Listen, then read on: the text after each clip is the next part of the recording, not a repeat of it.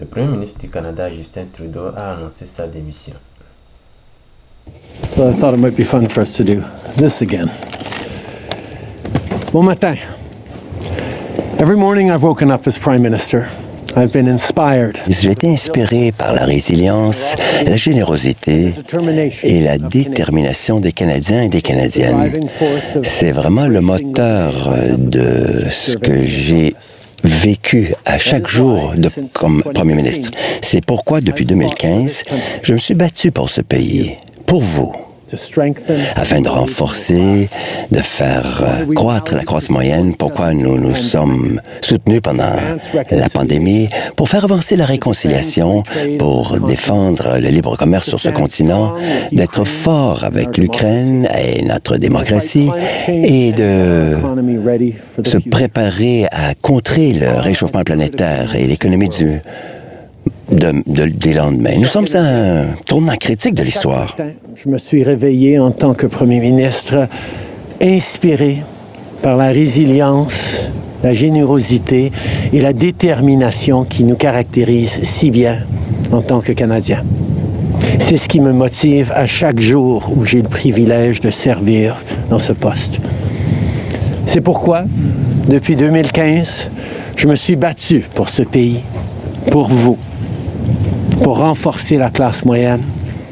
Pourquoi nous nous sommes mobilisés en tant que Canadiens pour se soutenir les uns les autres pendant la pandémie, pour faire progresser la réconciliation, pour défendre le libre-échange sur notre continent, pour notre soutien inébranlable de l'Ukraine et de la démocratie, et pour lutter contre les changements climatiques et préparer l'économie de l'avenir.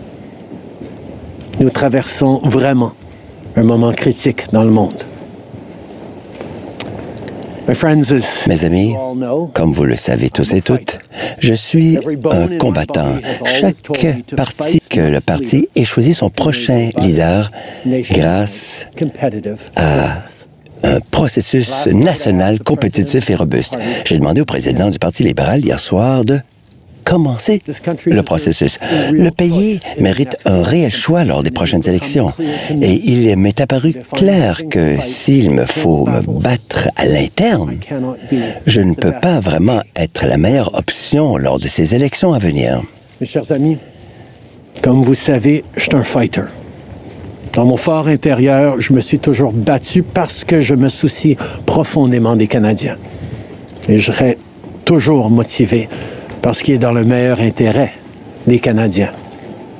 Et le fait est que malgré tous les efforts déployés pour passer à travers, le Parlement est paralysé depuis des mois, après ce qui a été la plus longue session d'un Parlement minoritaire dans l'histoire de notre pays. C'est pourquoi ce matin, j'ai rencontré la gouverneure générale pour lui faire savoir que nous avions besoin d'une nouvelle session du Parlement. Elle a accédé à ma demande et la Chambre sera donc prorogée jusqu'au 24 mars. Pendant le temps des fêtes, j'ai également eu l'occasion de réfléchir et d'avoir de longues conversations avec ma famille quant à notre avenir. Tout au long de ma carrière, tout le succès que j'ai eu personnellement est dû à leur soutien et à leurs encouragements. Donc hier soir, au souper, j'ai partagé avec mes enfants la décision que je partage avec vous tous aujourd'hui. J'ai l'intention de démissionner de mon poste de chef du Parti libéral du Canada et de Premier ministre une fois que le parti aura choisi son prochain chef à l'issue d'un processus national, rigoureux et compétitif. Hier soir, j'ai demandé au président du parti de commencer les étapes nécessaires. Le pays mérite un choix clair et réel lors des prochaines élections. Et il est devenu évident pour moi que si je dois me concentrer sur des batailles internes, je ne peux pas être la meilleure option lors de ces élections. Le Parti libéral du Canada est une institution importante dans l'histoire de notre grand pays et de notre démocratie. Un nouveau premier ministre et chef du parti portera les valeurs et les idées du Parti libéral dans la prochaine élection J'ai hâte d'observer le déroulement de ce processus dans les mois à venir. Nous avons été élus pour la 3e fois en 2021 pour renforcer l'économie après la pandémie et faire progresser les intérêts du Canada dans un monde complexe. Et c'est exactement ce que je vais continuer à faire, ce que nous allons continuer à faire pour les Canadiens. Le Parti libéral du Canada est une institution importante dans l'histoire de notre grand pays, dans notre démocratie. Un nouveau premier ministre ou une nouvelle première ministre pourra porter ses valeurs et ses idéaux vers ces prochaines élections.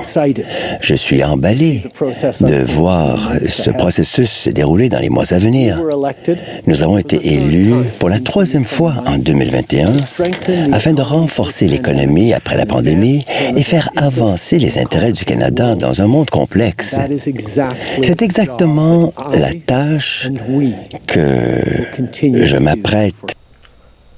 La démission du Premier ministre canadien, Justin Trudeau, le 6 janvier 2025, avant-hier,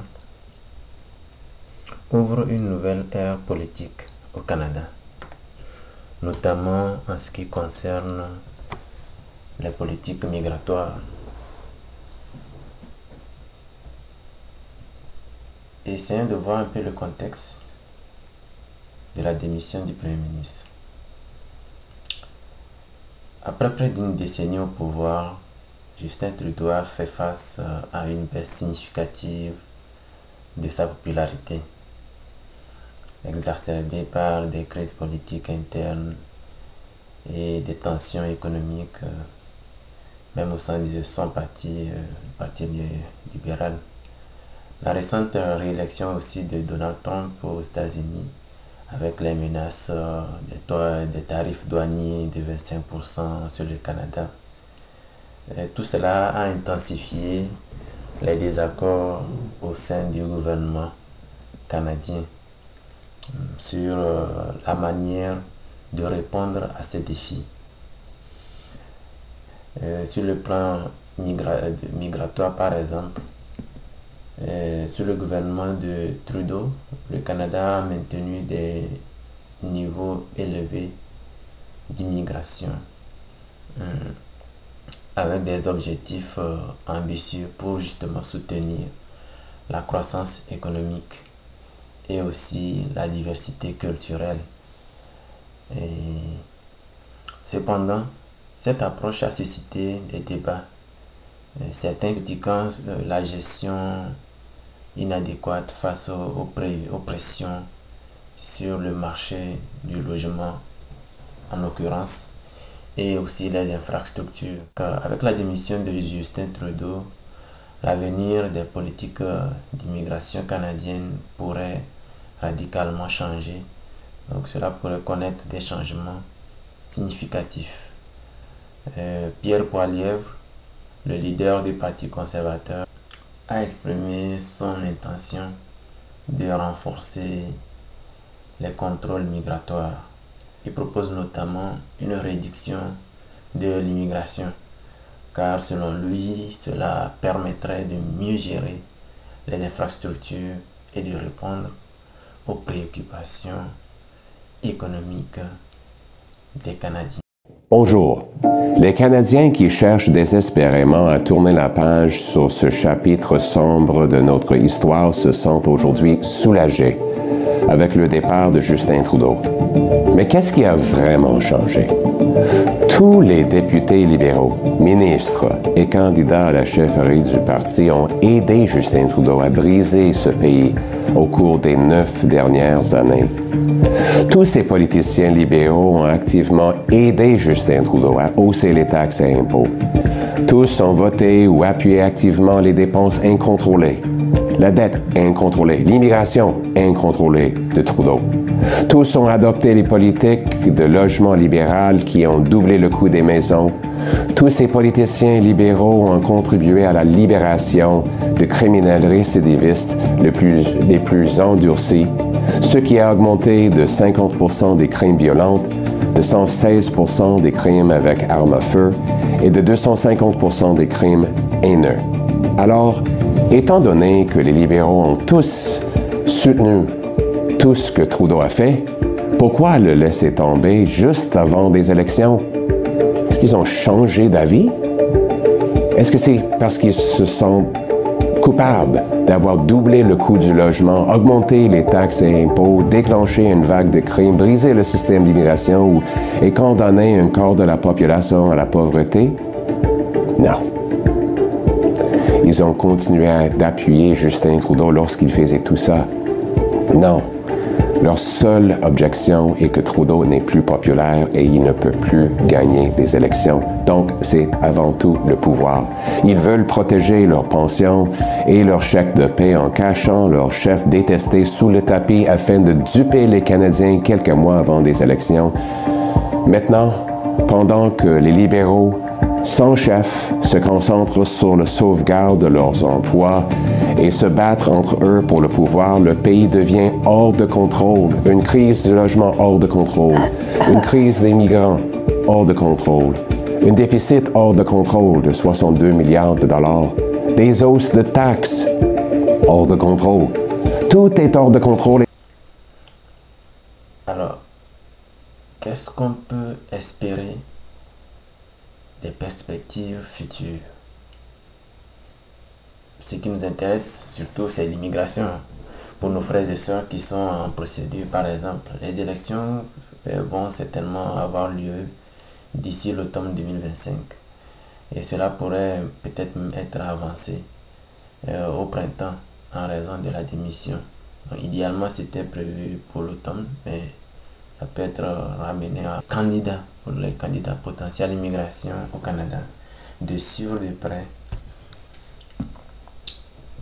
près l'évolution du paysage politique et des débats entourant donc les politiques migratoires, dont les changements à venir pourraient influencer les critères d'admissibilité, par exemple, les processus de sélection, surtout aussi les quotas d'immigration. On sait que concernant les quotas, ça a été toujours un débat au sein du gouvernement du Canada. La démission de Justin Trudeau marque un tournant potentiel donc, dans les politiques migratoires du Canada. Les orientations futures dépendront vraiment et largement des résultats des prochaines élections.